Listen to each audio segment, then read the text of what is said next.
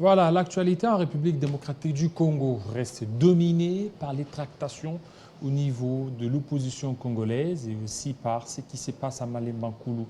On a constaté, on a vu une indignation de la part de la classe politique congolaise. Nous allons essayer d'analyser avec Junior Katende. Bienvenue. Merci beaucoup, monsieur le journaliste, pour l'invitation. Vous allez bien? Je vais très bien. Vous avez suivi ce qui s'est passé à Malemba-Nkulu? J'ai appris avec beaucoup de tristesse les décès de nos compatriotes, pas dû sous les affres des balles. Non, ce n'est pas dû au fait que c'est les Rwandais ou M. Kagame qui nous agressent, mais c'est dû parce que d'autres Congolais ont décidé de se retourner contre leurs semblables, ce qui est inacceptable. Nous demandons au gouvernement de tout mettre en œuvre pour que ceci ne se répète pas. Les gens doivent cesser de mêler la population congolaise dans des affaires purement politiques. Souvent, derrière ces histoires, il y a toujours des soubresauts, des branchements politiques. Est-ce que vous ne voyez pas qu'il y a aussi un problème de la défaillance de la part de l'État? L'autorité de l'État n'arrive pas à se confirmer dans cette partie du territoire national. Déjà étant chrétien, je pense que l'homme n'est pas un animal. L'homme n'est pas un animal. On ne peut pas comprendre qu'un Congolais décide de donner à un autre Congolais la mort sur base d'appartenance tribale. Ce sont des choses à reprouver. L'État ou pas, nous ne sommes pas des animaux, ça c'est de un. Et de deux, l'État doit veiller à ce que tout Congolais se sente libre de vivre partout dans le territoire congolais, qu'on soit du Katanga, qu'on soit du Kasaï, qu'on soit des Kivu, que sais-je encore.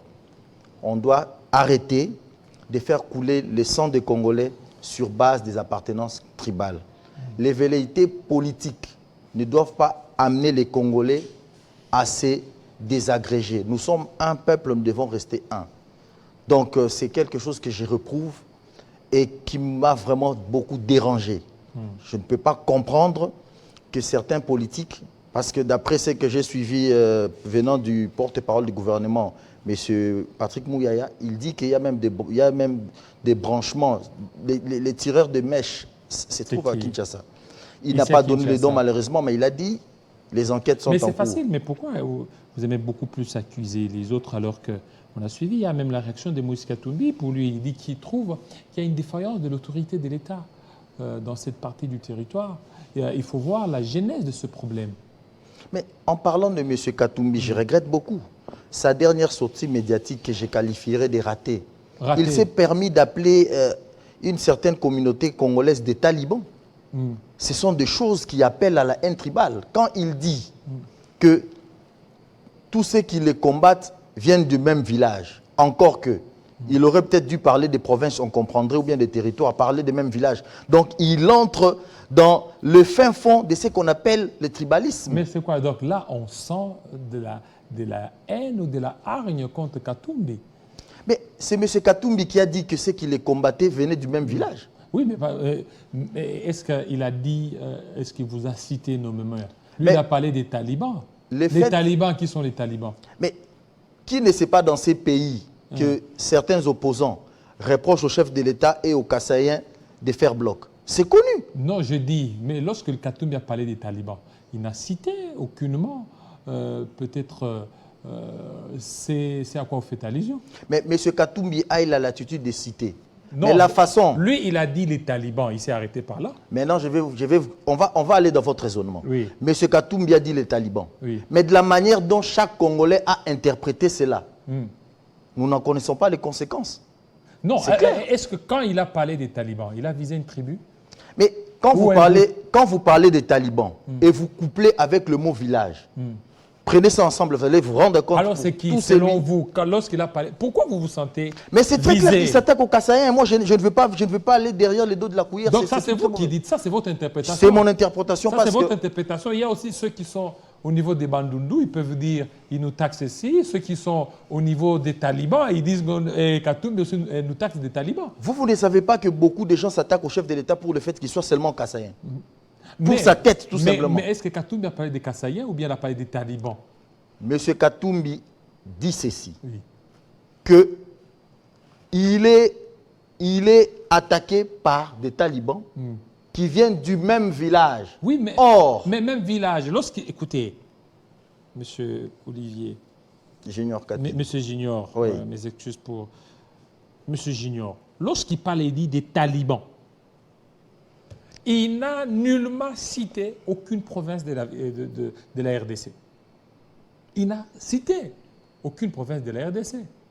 Mais, Et dans cette province, parce que vous parlez des villages, il y a beaucoup de villages ici. mais je vais vous aider. Il y a ceux qui sont à Kamina, ceux qui sont à Bandundu, ceux qui sont au Kasaï. Et pourquoi vous vous sentez gêné ou visé par le fait de Katumbi de parler des talibans? Moi, personnellement, je ne me sens pas visé pour ça. Parce que j'ai appris à ne pas prêter attention au dire des gens. Si tant est que ça ne me touche pas, ça ne touche pas mon intégrité physique, je m'en tape. Mais qui ne sait pas dans ces pays qu'on a collé aux Kassaïens l'étiquette des talibans? Ah bon? Qui ne le sait pas? Vous êtes un média très informé, je sais que vous êtes dans votre rôle de journaliste. Nous devons, pour que les choses changent, on doit dire les choses comme elles se trouvent, comme elles sont.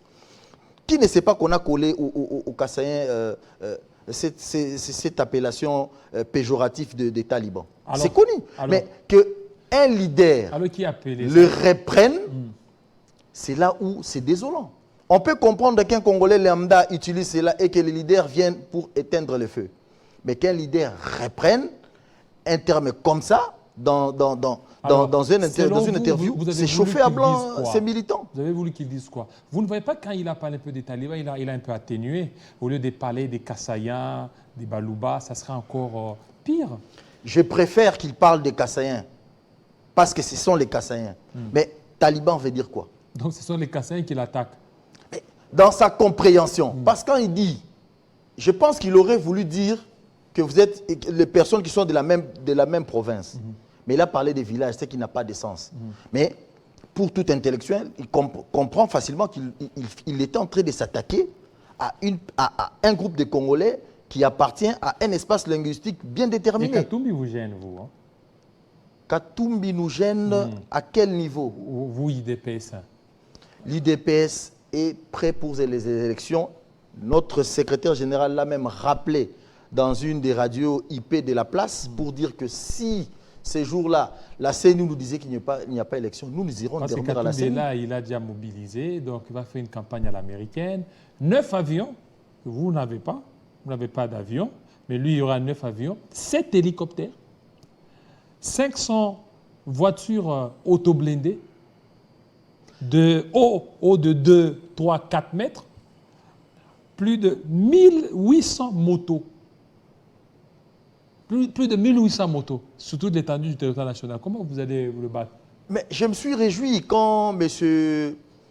Adolphe Muzito et même les militants de M. Fayoulou, notamment le secrétaire général M. Kitoko, qui a dit, il nous a révélé la vérité pour dire que c'était les partenaires extérieurs qui avaient financé la campagne de M. Fayoulou en 2018. On a voulu nous faire croire. Mais ils ont dit ça. Qui a dit? Katumbi, M. Katumbi et ses militants ont voulu nous faire croire que cela sortait de ses poches. Mais la vérité aujourd'hui, nous savons que cela sort de ceux qui sont en réalité derrière. Ils vont en Afrique du Sud pour se réunir. J'en arrive. Ils vont en Afrique du Sud pour se réunir. Sous les labels, sous le Kofi Annan. Sous l'égide de la fondation de M. Kofi Annan. Et on parle aussi que M. Alan Dos est derrière. Mais tous ces gens, ils n'ont pas quoi faire avec les élections en République du Congo. Quand vous allez vous encointer avec ces gens-là, ils mettent leurs moyens, ils vous donnent des avions, ils vous donnent ceci, ils vous donnent cela. Sachez-le bien, messieurs, vous serez là pour travailler pour et non pour la population.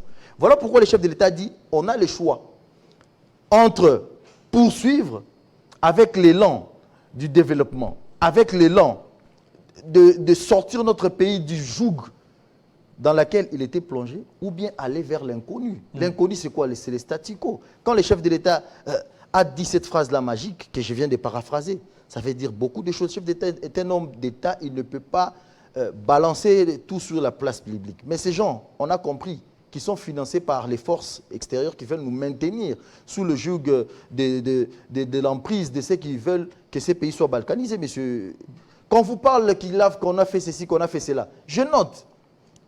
Mais j'aurais préféré que cet argent-là serve pour créer des banques congolaises.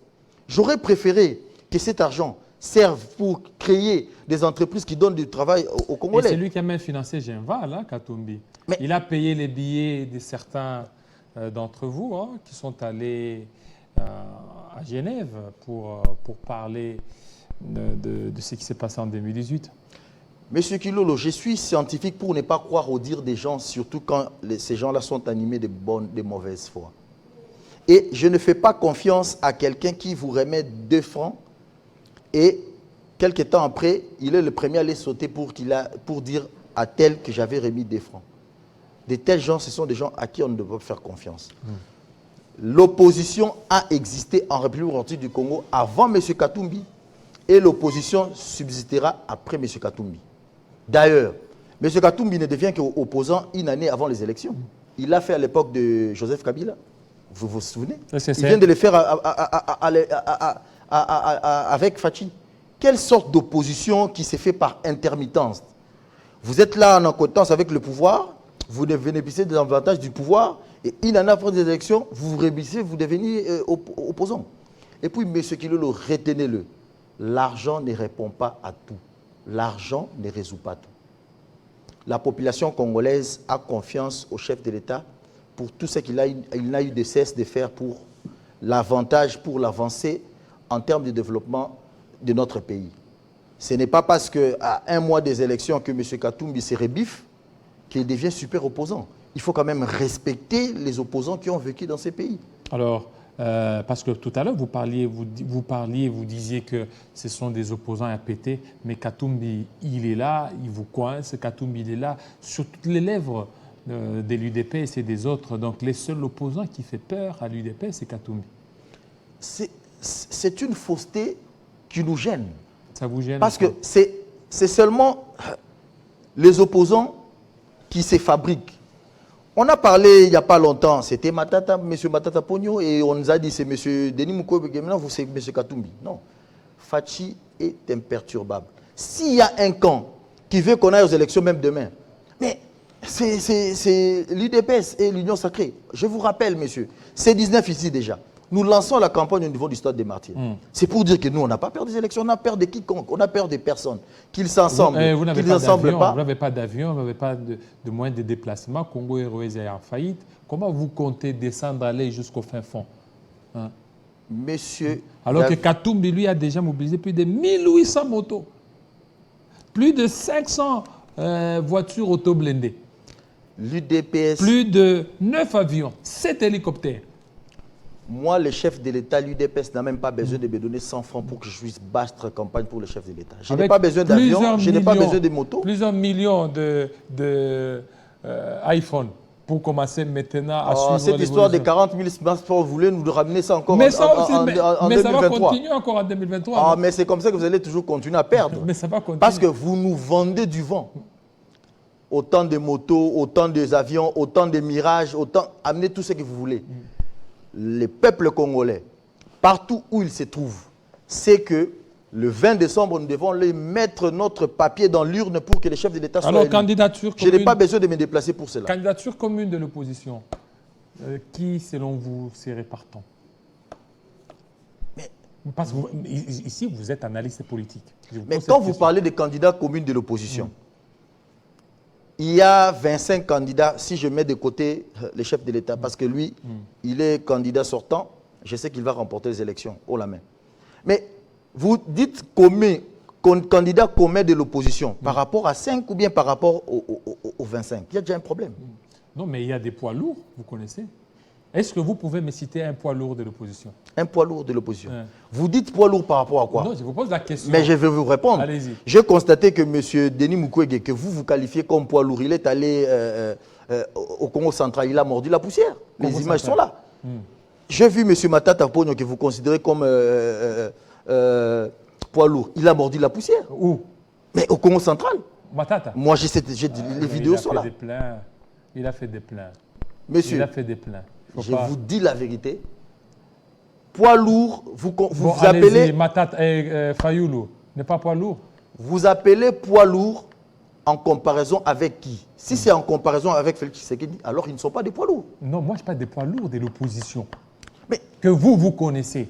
Je réponds à votre question. J'ai redéfini ma réponse. J'ai dit ceci. On considère quelqu'un comme étant poids lourd en comparaison avec un autre poids lourd. Mais nous, notre unité de mesure, c'est Fathi Béton. Je vous dis que par rapport à Fathi Béton, ils ne sont pas des poids lourds. Alors c'est que je dis, en dehors de Fathi Béton, dont vous faites allusion, lui, il n'est pas de l'opposition. Alors, parlons de l'opposition, vous avez parlé de 25. Voilà. Alors, poids lourd de l'opposition, selon vous?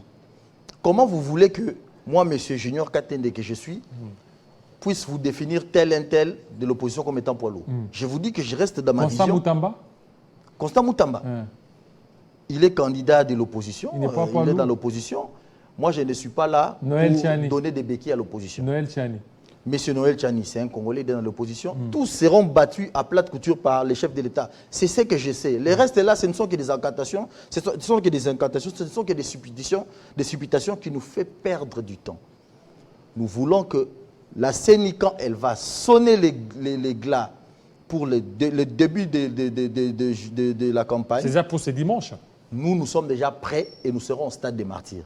Et le 20 décembre, alors, nous allons infliger à toutes ces personnes qui ont voulu faire croire au peuple congolais par biais d'argent, des influences, d'achat de conscience, qu'ils étaient populaires, qu'ils n'en étaient rien.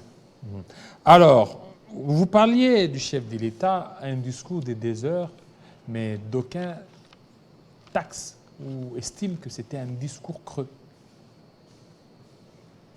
Dire que le discours du chef de l'État était un discours creux, soit vous êtes incompétent pour déceler le fait qu'un discours soit creux ou pas, soit vous êtes de mauvaise foi.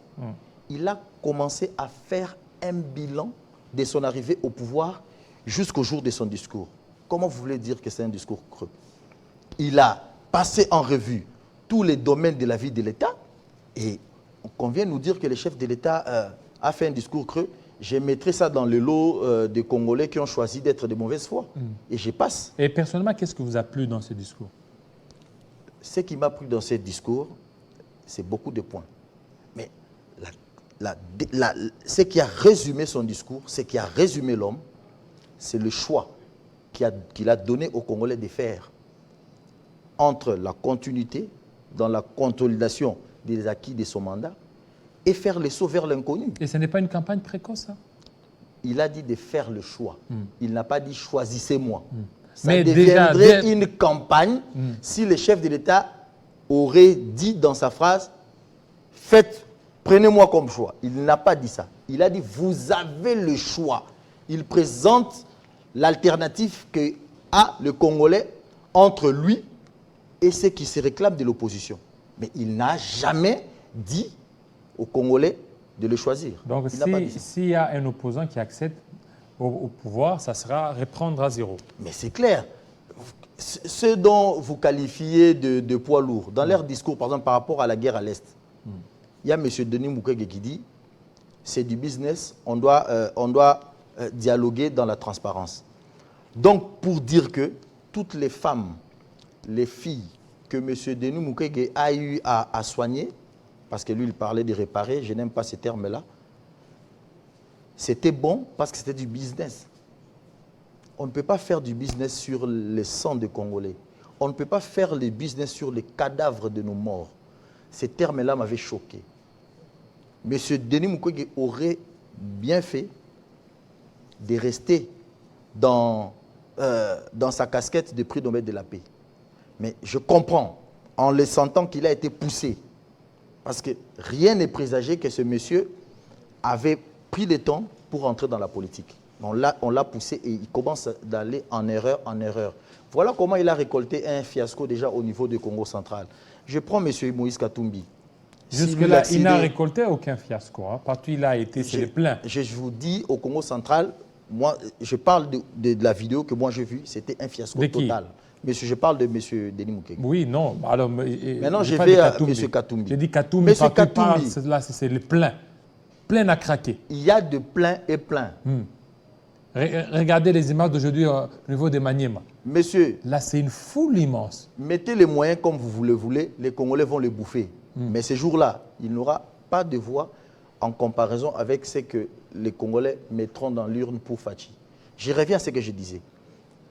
Monsieur Moïse Katumbi a dit qu'il finirait tous ces affres qui a pris plus de 30 ans dans 6 mois. C'est comme quelqu'un qui dit, si vous me donnez ces terrains, je vais planter une plantation qui ira jusqu'à là-bas. Mais il suffit de les mettre, vous allez voir qu'ils n'arriveraient même pas à faire 1 hectare. C'est une façon de parler. C'est ça ce qu'on appelle l'argumentation creux. En dissertation, on appelle ça du verbiage creux. Il dit qu'il va dialoguer avec M. Kagame. Mais à l'époque de Joseph Kabila, le sénateur à vie, il n'a pas dialogué avec M. Kagame, avec Fachi. Qu'est-ce que Fachi n'a pas fait comme proposition pour permettre à ce qu'on puisse, que nos peuples vivent en paix? Ça n'a pas abouti. Mais dire que vous allez dialoguer avec Kagame et que Qui a dit qu'il va dialoguer avec Kagame? Il a dit qu'il va finir dans 6 mois, c'est tout. Il n'a pas dit qu'il va dialoguer. Non.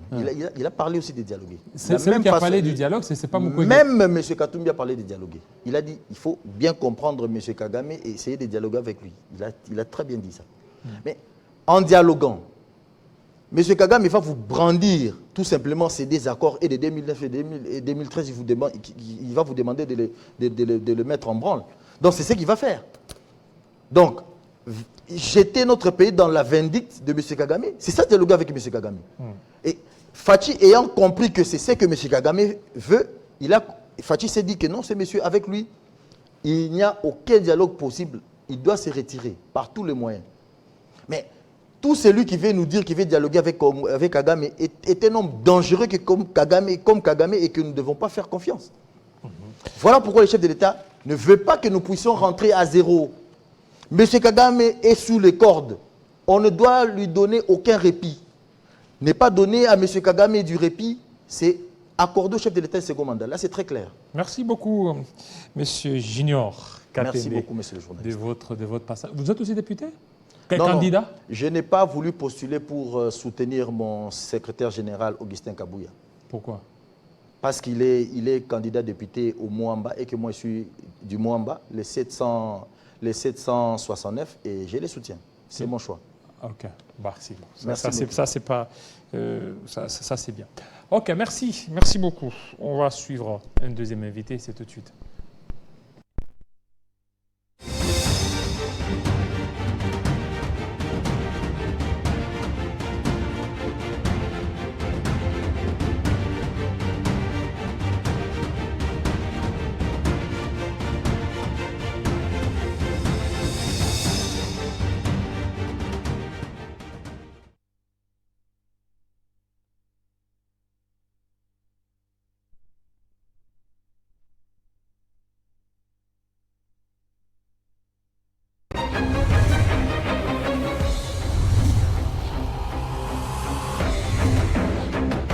Élection générale en République démocratique du Congo ce maintenant.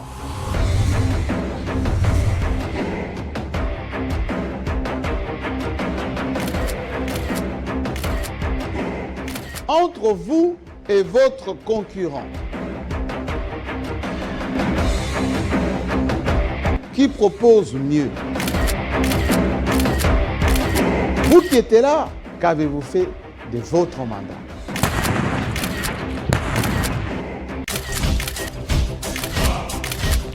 Qu'est-ce que vous avez fait pour le peuple? Et cette fois-ci, qu'est-ce que vous proposez en mieux?